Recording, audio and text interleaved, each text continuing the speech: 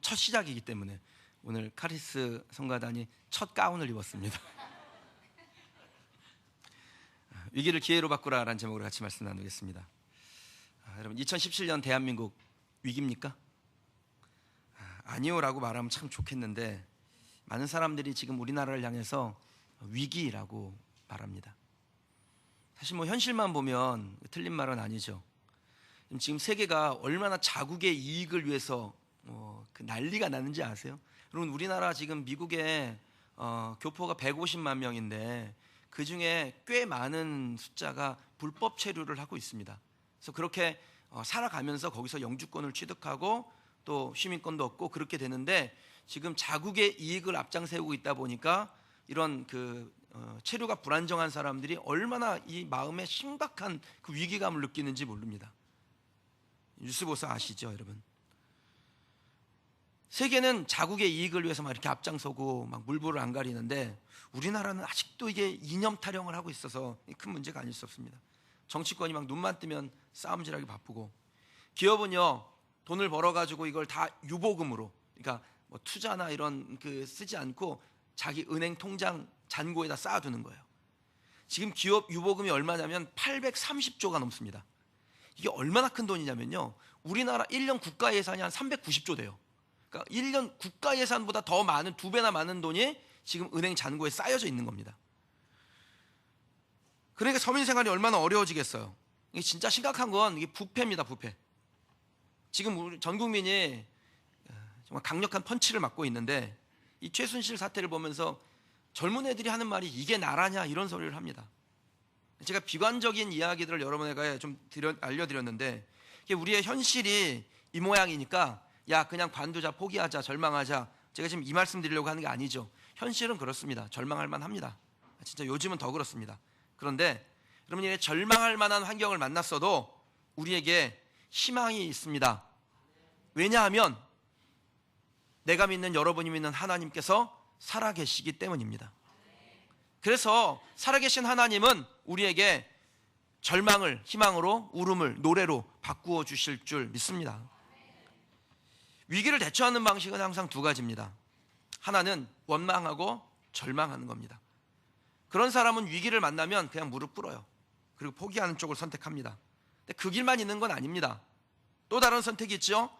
위기를 만났을 때 하나님 앞에 나아가 기도하고 자기에게 닥친 그 위기를 어떻게든지 정면 돌파하는 겁니다. 위기를 만나도 부정하지 아니하고 외면하지 않고 눈앞에 닥친 그 위기, 그걸 돌파하기 위해서 하나님께 기도하고 과감하게 돌진하는 사람이 있다라는 겁니다. 아유, 목사님은 꼭 목사님 같은 얘기만 하시네. 그러면 여러분이 그렇게 말해도 저는 이 얘기 할 거예요. 왜냐하면 하나님은 살아계시니까. 그리고 살아계신 하나님이 함께하는 사람은 반드시 자기의 위기를 돌파하게 될 줄 믿습니다. 하나님 기뻐하시는 사람이 어떤 사람이겠습니까? 물어보나 많아죠. 하나님 기뻐하시는 사람은 위기를 만났을 때 그 위기 앞에 믿음으로 기도하고 그 믿음으로 장애물을 뛰어넘는 사람입니다. 그런 사람이 자기에게 찾아온 위기를 기회로 바꾸어냅니다. 그리고 그런 사람은 자신뿐 아니라 그가 속해 있는 공동체도 살려내고요, 그가 속해 있는 민족과 나라도 살려냅니다. 오늘 그런 사람이 본문에 한 사람 등장합니다. 모세입니다. 홍해 앞에선 이스라엘 백성들을 한번 떠올려 보십시오. 뒤에는 누가 있어요? 애굽의 군대가 있죠. 앞에는 홍해가 있습니다. 앞으로 가지도 못하고 뒤로 가지도 못하고 진퇴양난에 빠져 있습니다. 그때 이스라엘 백성들 중에 어떤 사람들은 원망하기에 바빴습니다. 아니, 애굽에 매장지가 없어가지고 우리를 이곳에 데려와서 여기서 죽게 하느냐? 모세에게 얼마나 악담을 퍼붓는지 모릅니다. 근데 그 순간에도 모세가요 절망을 안 해요. 도리어 그 원망하는 이스라엘 백성들을 향하여 너희는 두려워 말고, 오늘 우리가 찬양의 가사의 고백이었죠. 너희는 두려워 말고 가만히 서서 여호와께서 오늘 너희에게 행하시는 구원을 볼지어다. 그러면 이게 바로 믿음의 고백이라는 겁니다. 하나님 앞에 이렇게 나아가는 사람에게 하나님이 기적을 보여주신다라는 거예요. 15절을 한번 좀 보실까요? 그러면 15절 같이 한번 좀 읽어보십시다. 함께 읽겠습니다. 여호와께서 모세에게 이르시되 너는 어찌하여 내게 부르짖느냐? 이스라엘 자손에게 명령하여 앞으로 나아가게 하고. 아멘. 그럼 하나님께서 위기를 만난 모세에게, 이스라엘 백성들에게 요구하시는 것이 뭐였습니까? 기도하는 거죠. 부르짖는 겁니다. 그런데 부르짖는 것에서 멈추는 것이 아니라 하나님이 말씀하신 게 뭐예요? 가라라는 거예요. 왜 부르짖기만 하느냐? 앞으로 나아가라. 홍해를 향해 손을 들어라. 그것이 갈라지게 하라. 그리고 그 마른 땅을 걸어가라. 이게 하나님이 우리에게 주시는 말씀입니다. 하나님은 기도하는 모세에게 기도한 대로 행하라고 했습니다. 기도하고 걸어가면 마른 땅을 걷게 될 거라는 것을 하나님께서 약속하셨어요. 여러분, 하나님이 어떤 사람 좋아하실까요? 기도하는 사람 좋아하세요. 그런데 그 기도하는 사람보다 더 좋아하는 사람이 있습니다. 기도한 대로 행동하는 사람이에요. 기도했다고 우리의 의무가 다 끝나는 건 아닙니다. 기도는 하나님 앞에 우리가 해야 될 믿음의 첫걸음이고요. 그리고 믿음의 마무리는 우리의 행동에서 나와요. 기도했는데 아무것도 행동하지 않는 사람은 하나님께 무책임하게 책임을 떠넘기는 사람입니다. 하나님은 그런 사람을 향해 불의한 사람이라고 그랬어요. 그럼 위기를 만났습니까? 믿음으로 기도하셔야 됩니다. 모세가 그랬던 것처럼 하나님을 부르짖어 찾는 것입니다. 그리고 그렇게 기도한 대로 행동하세요. 그 다음이 하나님의 몫이에요. 믿음으로 기도하고 그 믿음대로 행동해보고 그리고 그 다음이 하나님의 몫입니다. 그런 사람은 반드시 그의 인생 가운데 하나님의 역사가 일어나게 되어져 있습니다. 그리고 그런 사람이 많아지면 어떻게 됩니까? 그런 사람이 많아지면 그 공동체가 번성하게 되는 거예요. 저와 여러분들이 모세처럼 기도하고 모세처럼 행동하면 우리 가정이, 우리의 사업장이, 내가 속한 직장이, 우리의 셀이, 우리의 교회가, 그리고 이 나라가 하나님께서 주시는 번성과 부흥을 경험하게 되는 겁니다. 지금은 이게 나라냐 소리를 듣지만 그럼 기도하는 사람들이 하나님 앞에 기도하고 믿음으로 행동하는 사람들이 많아지면 하나님 우리나라가 변하여 세계 열방 가운데 으뜸되고 인정받고 제사장 나라 될 줄 믿습니다. 개인이나 공동체나 위기를 만납니다. 그리고 이 나라도 위기를 만났습니다. 우리가 이 위기 앞에서 어떻게 기도해야 되겠습니까? 그리고 어떻게 믿음의 행동을 해야 되는 것입니까? 그럼 첫 번째는요, 여러분의 생명을 위해서, 안전을 위해서 기도하십시오. 오늘 본문에 이스라엘 백성들이 참 심각한 신변의 위협을 받습니다. 그 위협은 이스라엘 백성들이 스스로 해결할 수 있는 것이 아니었습니다. 이스라엘이 이 애굽의 공격을 막아낸다라는 건요, 요즘 막 전투기 공격하는데 막대기로 막 싸우는 거랑 똑같은 거죠. 도저히 상대가 되지 않는 싸움이 일어나고 있는 것이죠. 하나님이 돕지 않으면 어떻게 이길 수 있습니까? 여러분 인생 가운데 야 이거 도저히 내 힘으로 해결되지 않는 거다, 막연하다, 이거 어떻게 해결할 거예요? 그럼 이거 하나님만 해결하실 수 있는 거예요. 하나님만 해결하실 수 있다면 누구에게 구해야 됩니까? 하나님께 구하는 것이죠. 이스라엘 백성들이 홍해 앞에서 몰살당한 지경이 되었을 때 그 순간에 모세가 하나님께 이스라엘 민족을 구원해 달라고 간구합니다. 홍해 바다가 자신들의 매장지가 될 것이라고 낙담하는 그러한 사람들의 예상이 다 빗나가고 여호와 하나님의 영광이 홍해 앞에 나타나기를 모세가 간절하게 하나님께 구했습니다. 제가 교회 개척할 때요, 많은 분들이 목사님은 잘할 겁니다라는 소리도 했습니다. 그런데 꽤 많은 분들이 요즘 같은 시대에 교회 개척하면 참 어려운데 목사님 참 앞으로 고생 많이 하시겠습니다. 같이 할 것도 아니면서 나한테 고생하라고 악담을 하는 건지. 그런 사람도 있었어요. 고생할 것 같다고, 안 될 것 같다고, 요즘 시대가 그렇다고. 그러니까 아주 정확하게 시대를 본 거예요. 요즘 시대가 그렇긴 해요. 그런데 여러분 그 순간에도 하나님께 부르짖고 믿음으로 보는 사람에게는 하나님께서 길을 여세요. 저는 우리 교회 길을 여신 하나님이 우리의 하나님인 줄 믿습니다. 그리고 이곳에서 아멘하고 예배하는 여러분들에게도 하나님께서 길을 여실 줄 믿습니다. 이스라엘 자손이 심히 두려워함 가운데 하나님께 부르짖습니다. 이스라엘 백성들 중에 어떤 이들은 원망했어요. 우리가 매장지가 없어가지고 여기까지 와서 죽는구나, 그런 사람도 있었습니다. 그런데 어떤 사람은 모세가 부르짖을 때 같이 옆에 붙어서 부르짖는 사람들도 있었습니다. 그 결과가 어떻게 됐습니까? 철철 흘러 넘치는 그 바다가 두 쪽으로 나누어지고 마른 땅이 나타나고 이스라엘 백성들이 마른 땅을 걸어가요. 불가능하게 보이던 환경이 변하여 하나님의 기적이 일어나기 시작한 것입니다. 그뿐 아니죠. 이스라엘 백성들을 위협하던 그 애굽의 군대, 그 마른 땅이 그대로 있으면 애굽 군사들이 쫓아와가지고 이스라엘 백성들의 위기가 계속해서 이어지잖아요. 그래서 하나님 어떻게 하세요? 그 물을 덮으셔서 그 위협의 근원을 제거하시는 하나님의 기적, 하나님의 역사를 보여주셨습니다. 제가 우리 성도들을 위해서 기도할 때요, 그런 기도합니다. 여기 성도들 기도 제목 딱 이렇게 책으로 묶어가지고 제가 보는데, 하나님, 여기 기도 제목 이거 사실 50%는 불가능한 거더라고요. 간도 부으셔가지고 이거 50%는 제가 보니까 이거 무슨 이유냐면 50%는 추상적이고 50%는 불가능해요. 50%는 막연하고 50%는 어려워요. 근데 이거 보면서 하나님, 우리 성도들의 사업에, 직장 생활에, 가정 생활에, 자녀 교육에, 믿음 생활에 무엇이든지 간에 하나님께서 장애를 넘게 하실 뿐 아니라 그 근원을 제거하여 주옵소서. 그러면 경쟁에서 이기면 좋겠죠. 경쟁 관계를 아예 없애버리시면 어떨까요?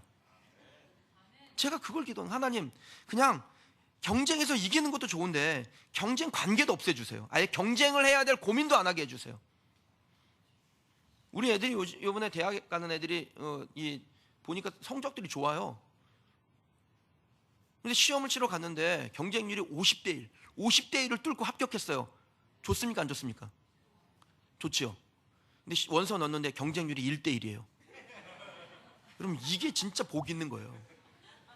경쟁 관계 자체가 없어진다고요.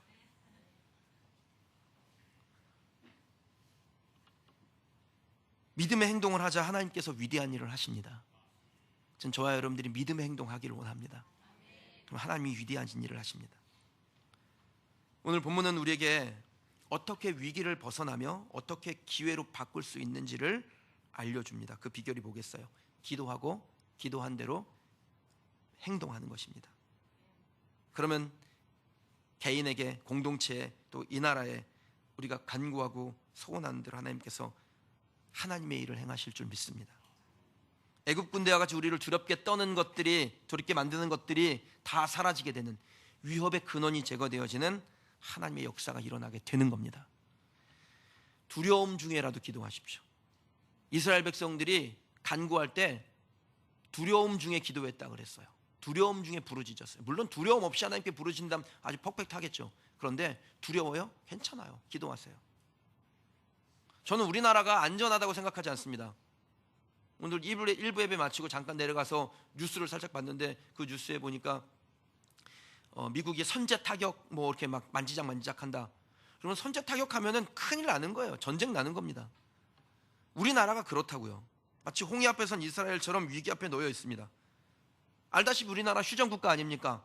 전쟁이 끝나지 않고 잠시 멈춰져 있는 거예요. 오랫동안 멈춰져 있죠. 세계에서 우리나라를 볼 때 굉장히 위험하게 봅니다. 화약고에 언제 터질지 모르는 거죠.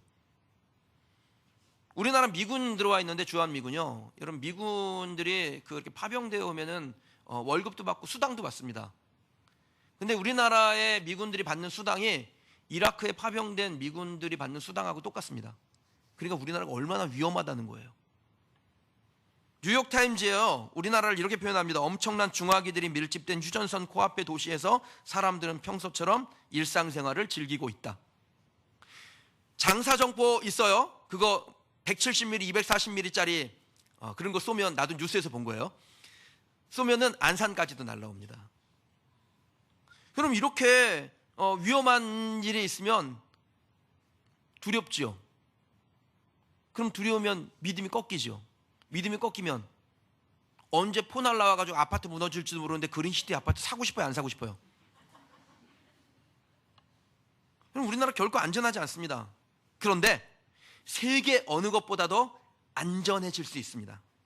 하나님을 믿는 우리가 세상의 모든 것을 주관하고 다스리시고 통치하시는 하나님께 우리의 안전을 위하여 기도하고 하나님이 기뻐하시는 믿음의 행동을 하면, 눈앞에 홍해와 같은 위험이 있어도, 애굽의 군대와 같은 위협이 우리를 두렵게 해도 넉넉히 이기게 하실 줄 믿습니다. 사랑하는 성도 여러분, 위기를 만나셨어요? 여러분, 가정적으로, 개인적으로, 공동체, 나라에 위험이 있습니까? 어떻게 극복할 수 있습니까? 저와 여러분들이 기도하는 겁니다. 하나님 살려달라고, 하나님 살려주세요. 기도하는 겁니다. 애굽의 군대로부터 홍해로부터 살려달라고 부르짖었던 모세의 기도를 들으셨던 하나님께서 살려달라고 기도하는 저와 여러분들의 기도를 들으실 줄 믿습니다. 그리고 반드시 하나님께 기도하는 사람은 그 믿음대로 행동하십시오. 염려하지 말고 전진하시기 바라요. 그럼 북한에서 포를 쏘면은 여기까지 대포가 날라온다는데 불안해서 아파트는 어떻게 사? 불안해서 투자는 어떻게 해? 그런 사람은 집에 뭐만 있습니까? 그런 사람은 집에 하나님에 대한 믿음, 하나님에 대한 희망, 하나님 어떤 일을 행하실지 기대감, 그런 건 전혀 없고요. 라면만 쌓여요. 하나님은 절대로 우리의 믿음을 외면하시는 분이 아닙니다. 반드시 위기를 만난 사람에게 극복할 수 있도록 기회를 주시는 분인 줄 믿습니다. 여러분이 그 기회를 받으셔야 돼요. 개인의 위기, 공동체의 위기, 이 나라의 위기 어떻게 극복할 수 있어요? 우리는 무엇을 위해서 기도해야 됩니까? 어떻게 기도해야 됩니까? 두 번째는요, 여러분 우리나라가 만난, 여러분 가정이 만난, 개인이 만난 경제적인 위기를 극복하도록 기도하셔야 됩니다. 위기 앞에 놓인 우리가 하나님께 기도할 때 우리 가정이, 이 나라 경제가 회복되어집니다. 그리고 기도하실 때요, 단지 회복만을 위해서 기도하지 마시고 회복된 경제가 어떻게 하나님의 영광을 위해서 쓰일 수 있는지, 하나님 내가 재물을 달라고만 기도하지 않고 그 재물을 올바르게 사용하게 할 수 있도록 하나님 지혜를 주옵소서, 믿음 주옵소서, 그렇게 기도하셔야 됩니다. 지금까지 하나님께서 우리에게 큰 복을 주셨습니다. 근데 그것을 잘못 사용하면 하나님이 가차없이 그것을 우리에게서 거두어 가십니다. 경제적인 어려움이 생겼을 때 우리가 무엇을 생각해야 되냐면, 내가 지금까지 하나님 나에게 주신 재물을 올바르게 썼나, 이 질문을 스스로에게 던져보셔야 돼요. 하나님은 우리에게 주신 재물이 우리를 영적인 타락으로 이끌고 가지 않기를 원하세요. 만약에 재물이 우리를 타락시킨다면 하나님께서 그 재물이 우리에게 없는 게 낫다라고 생각하지 아니하시겠습니까? 그래서 기도할 때 재물을 많이 달라고만 기도하시면 안 되는 거예요. 주신 것을 잘 사용하게 해달라고도 구하셔야 됩니다. 이게 바로 기도한 대로 행동하는 것입니다. 우리가 얻은 재물이 그럼 1000년 만년 갈 것 같습니까? 그렇게 오래 못 갑니다. 2017년에 우리나라에서 가장 큰 기업 삼성전자입니다. 자산 규모도 우리나라 제일 크고 또 세계 약 10위에 해당하는 그러한 자산을 가지고 있습니다. 10년 후에, 20년 후에, 30년 후에, 40년 후에, 50년 후에 어떤 일이 일어날까요? 모르는 거예요. 장담할 수 없습니다. 왜냐하면 이 뒤로 시계를 돌려보면요, 50년 전에, 60년 전에 우리나라에서 가장 자산이 큰 기업은 동명목재라는 회사였어요. 그런데 60년이 지난 지금 존재도 안 합니다. 어디에 있는지. 삼성전자는 60년 전에 기업도 없었습니다. 그런 기업 자체가 없었어요. 삼성전자의 모태가 되는 기업이 제일제당인데, 그 제일제당이 그때 비료 만들고 설탕 만들고 그런 회사였습니다. 여러분, 60년 전에 누가 동명목재가 망할 것이라고 생각했겠어요? 60년 전에 누가 삼성전자 같은 회사가 만들어질 거라고 생각했겠습니까? 하나님께서 손가락 하나만 까딱하시면은 우리의 역사가 뒤바뀌는 것입니다. 하나님이 마음만 먹으면 여러분의 가정, 이 나라 경제가 정말 불타는 호황을 경험하게 될 겁니다. 하나님이 고개만 가로저으시면요, 하루아침에 타다 남은 재가 되는 것입니다. 하나님은 이스라엘 백성들 그 애굽에서 핍박 가운데 400년을 지냈는데, 그 400년 동안 그들이 모은 재산, 그들이 그 땅에서 얻은 자녀들 상하지 아니하도록, 다치지 아니하도록 보호하셨습니다. 이스라엘 백성들이 혼자 힘으로 지킨 거 아닙니다. 온전하신 하나님이 보호하시니까 온전케 돼요. 그러면 하나님께서 저와 여러분들을, 여러분의 가정을, 여러분의 직장, 기업을 온전하게 지키시는 분이세요. 온전하게 지키지 않았으면 여러분 여기에 못 와 있어요. 가끔 제가 이렇게 몸이 아프거나 어떤 사고를 만나거나 그렇게 힘들어하는 분들을 만나면은 하나님의 보호하심에 대한 말씀을 나눕니다. 하나님이 보호하지 아니하셨을 때 일어나는 일들이에요. 그러면 어떻게 해요? 하나님이 다시 보호하시면 완전케 되죠. 온전하게 되는 겁니다. 하나님의 보호하심 가운데로 들어가셔야 돼요. 우리가 기도하고 믿음으로 반응하면 하나님의 보호하심 안에 들어가는 겁니다. 풍성한 은혜를 누리게 됩니다. 저와 여러분이 그렇게 되길 주의 이름으로 축원합니다. 사랑하는 성도 여러분, 우리가 가정과 나라와 또 우리의 개인의 회복을 놓고 기도할 때, 여러분 기도 응답의 원리에 충실하시면 됩니다. 믿음으로 구한 다음에 믿음의 행동을 하는 겁니다. 경제 회복이요, 믿음으로 구하세요. 그 다음에는 맡겨주신 일에 최선을 다하고 충성을 다하십시오. 열심히 일하고 최선을 다해야 됩니다. 믿음의 간구 다음에 믿음의 행동이죠. 하나님 앞에 내 경제를 회복시켜 달라고 기도한 다음에 우리가 할 일은 뭐예요? 최선을 다해서 일하는 것입니다. 그럴 때 하나님께서 하나님의 일을 하세요. 제가 이걸 여러분에게 보상과 은혜라고 한번 설명해 드린 적이 있습니다. 내가 하나님 앞에 열심히 기도한 다음에 수고하시면은 보상을 얻어요. 그런데 보상으로 해결이 안 되는 부분을 만나요. 그건 하나님이 은혜로 채우신다 그랬어요. 미국이 경제공황으로 어려움을 겪고 있을 때 펜실베니아의 월터 합이라는 사람이 살고 있었습니다. 이 사람이 직장을 얻으려고요, 뭐 실업률이 막 25% 막 이렇게 올라가니까 직장이 없잖아요. 직장을 얻으려고 그렇게 노력을 했는데 다 허사였어요. 근데 뉴욕에 어떤 한 제약회사에, 그 체인점을 운영하는 그런 제약회사에 이력서를 냈는데, 이력서를 몇 통을 보냈냐면 393통의 이력서를 보냈습니다. 기회를 주시면 성실하게 최선을 다해서 일하겠습니다. 한 번만 기회를 주십시오. 정성을 다해서 편지를 393통을 보냈는데 한 번도 답장이 온 적이 없습니다. 이런 상황에서요, 이 월터 하비가 실망하지 아니하고 394번째 이력서를 써서 직접 이 제약회사를 찾아갔습니다. 그리고 인사 담당자에게 자기를 소개합니다. 저는 월터 합이라는 사람입니다. 이 회사에서 일하고 싶습니다. 기회를 주시면 최선을 다해보겠습니다. 그런데 그렇게 자기를 소개했는데 인사 담당자가 환하게 웃으면서 그에게 이렇게 말하는 거예요. 선생님, 찾아오실 날을 기다리고 있었습니다. 이곳에 선생님이 보내신 393통의 편지가 있습니다. 우리는 선생님처럼 최선을 다하는 사람을 찾고 있었습니다. 이 월터 하비가 그날 제약회사에 취직한 다음에요, 열심히 자기 일을 합니다. 그래서 이 약국 체인 전체를 관리하는 최고 경영자의 자리까지 승진하게 돼요. 파스칼이 팡쉐라는 책에서 이렇게 기록해두고 있습니다. 위대한 인간도 천박한 인간도 같은 사고, 같은 불만, 같은 욕망을 품는 환경을 만난다. 천박한 사람은 주변에서 원망할 뿐이고, 위대한 사람은 그 중심에서 모든 장애를 견디고 이긴다. 그럼 우리가 어떤 사람이든지 같은 불만, 같은 욕망, 같은 사고를 하는 환경을 만난다라는 겁니다. 그런데 거기서 천박한 사람은 그냥 원망하고 있는 거예요. 그런데 위대한 사람은요, 그 중심에 내가 이 장애를 이겨야겠다라고, 내가 이거 뛰어넘겠다고 다짐을 한다라는 겁니다. 전 저와 여러분들이 위대한 그린시티교의 위대한 성도가 되기를 주의 이름으로 축원합니다. 우리에게 닥친 위기는 당장에 우리의 주머니가 비어있는 게 아닙니다. 빈 주머니를 보고 원망하고 좌절해버리는 것, 그게 위기예요. 여러분, 그 시간에 한마디라도 더 하나님께 구하시기 바랍니다. 모든 부정적인 상황을 이기게 해달라고 믿음의 기도를 하나님께 하는 것입니다. 저는 이 부분에서만큼 여러분이 담임 목사 닮기를 원합니다. 저는요, 어떠한 어려운 일을 만나도 그럼 하나님 여기서 최선은 뭐예요?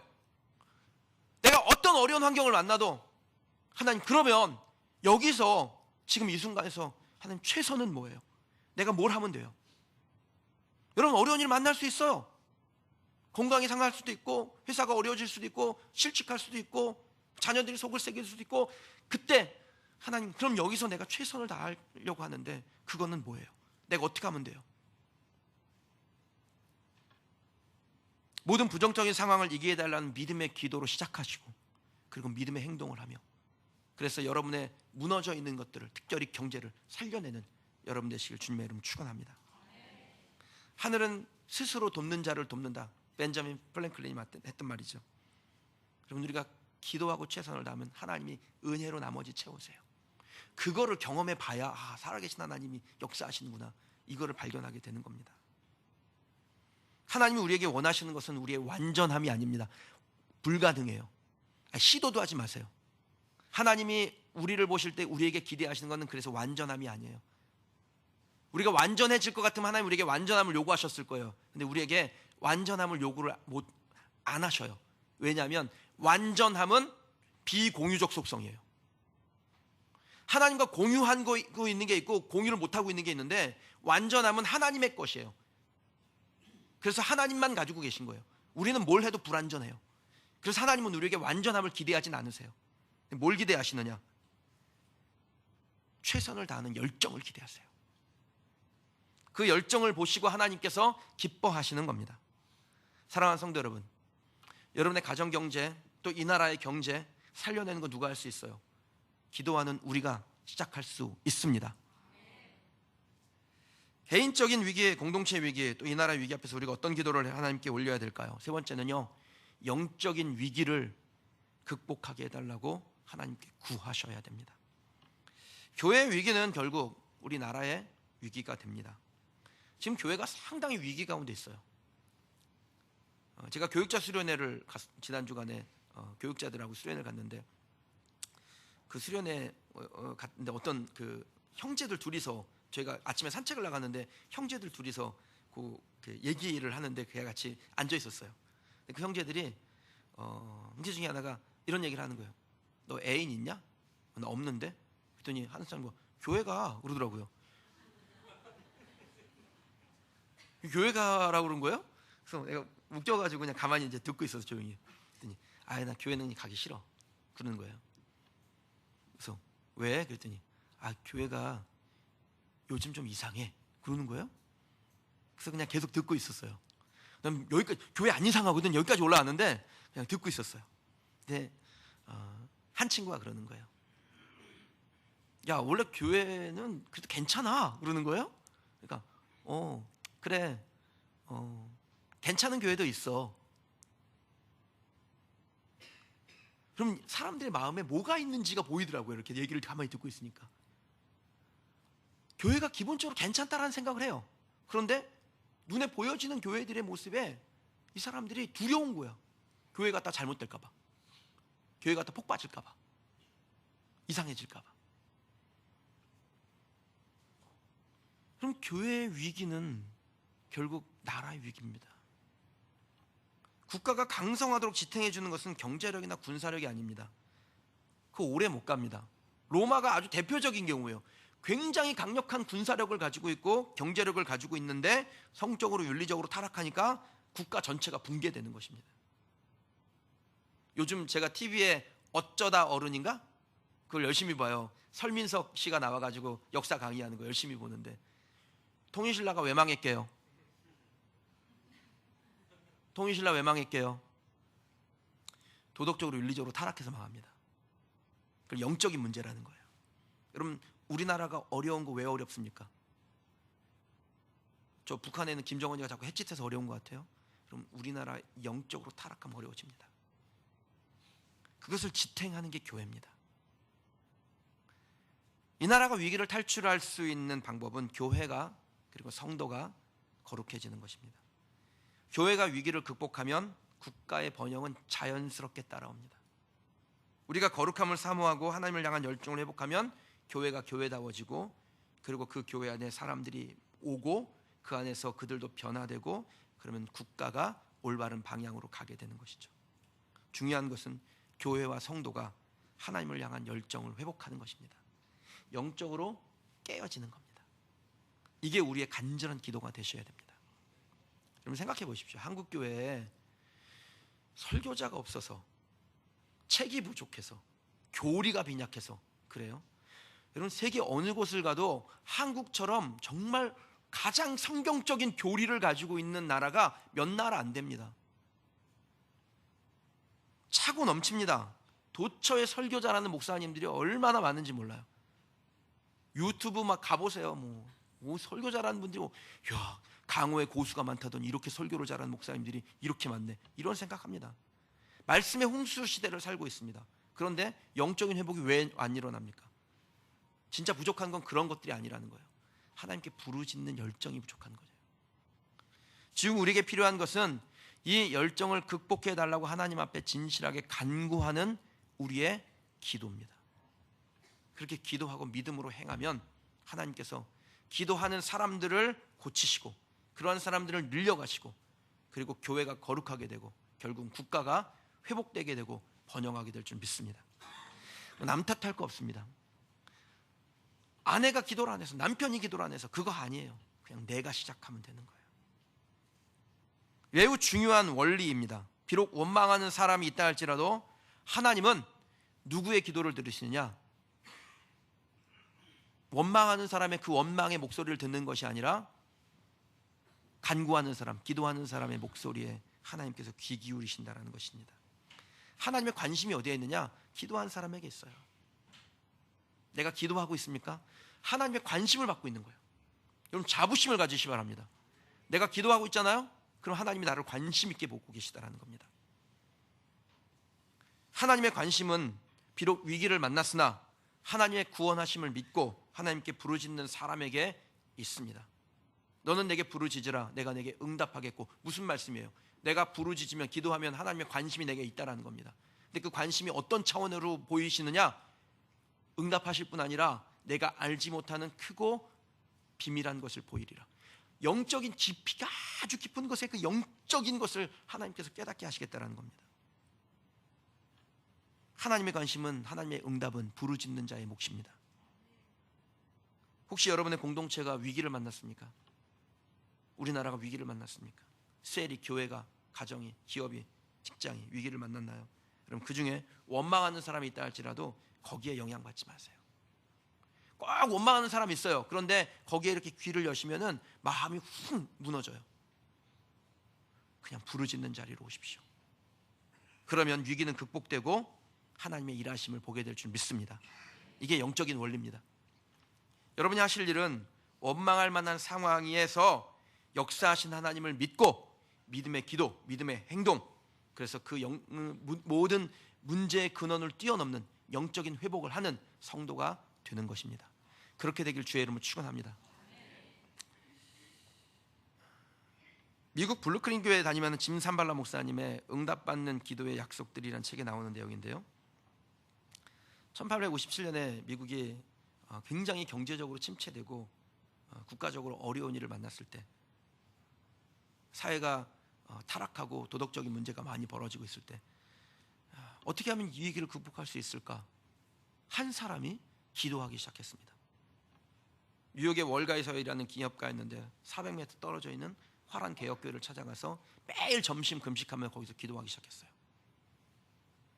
매주 수요일 정오 기도회 시작하는데 주변에 있는 사람들에게 권유해서 첫 주에 6명이 참석했습니다. 두 번째 주에 20명이 참석했습니다. 세 번째 주에 인원이 40명으로 늘었습니다. 모여든 사람들이 점심을 굶어가며 하나님 앞에 기도했습니다. 기도가 시작된 지 한 달 지났습니다. 뭔가 변화가 일어나야 되는데 아무런 변화는커녕 더 상황이 안 좋아져요. 한 달 사이에 1,400개의 은행이 파산했습니다. 실망할 만하죠. 그런데 사람들에게 더 기도하자고 권유해서 더 많은 사람들이 모이기 시작했어요. 이듬해 봄이 됐는데 메트로폴리탄 극장에 매일 정오, 수요일이 아니라 이제 매일 정오에 사람들이 모여서 2,000명 이상의 사람들이 모여서 기도하기 시작했습니다. 결과가 어떻게 됐을까요? 여러분, 경제 공황이 닥치면 그걸 극복하는데 10년 정도 걸린다고 해요.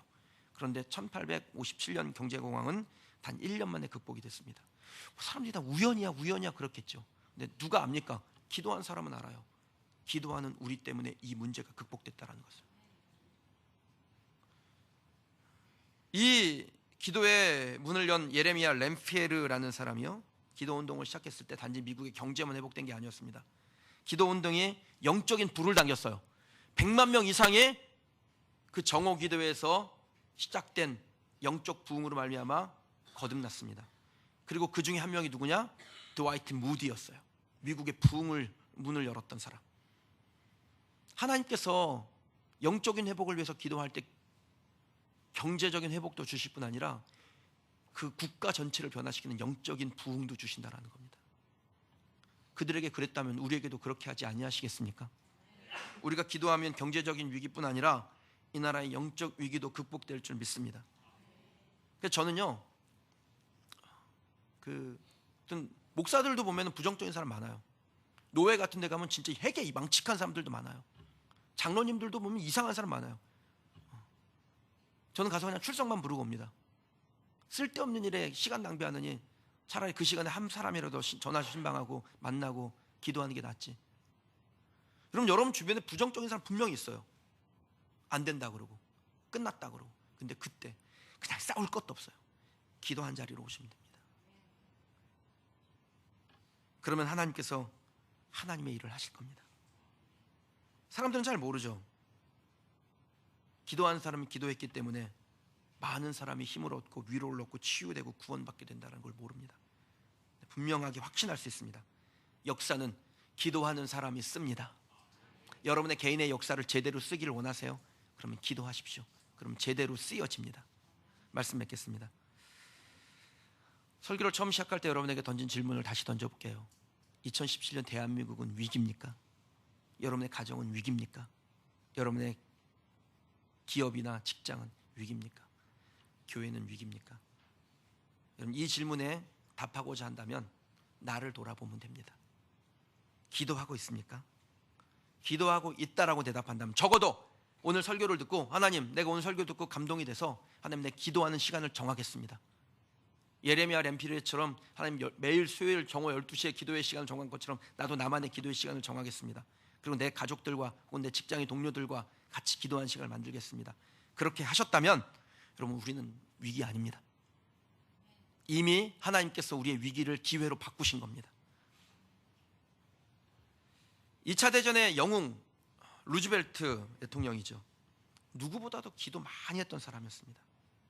40살에 급성 소아마비에 걸려가지고 더 이상 걸을 수 없는 사람이었어요. 그런데 그 상황에서도 하나님께 기도의 자리로만 갑니다. 그가 대통령을 할 때 미국의 실업률이 25%가 넘었습니다. 최악의 경제 대공황 1933년이요. 미국을 지켜달라고 기도했습니다. 세계 2차 대전 났을 때요, 전세가 연합군한테 분리할 때도 계속 기도했죠. 노르망디 상륙작전이 전세를 뒤집는 날이에요. 그래서 그날을 보고 우리가 D-Day라 그러고 독일이 항복한 날을 V-Day라 그래요. 디버케이션 데이, 빅토리 데이.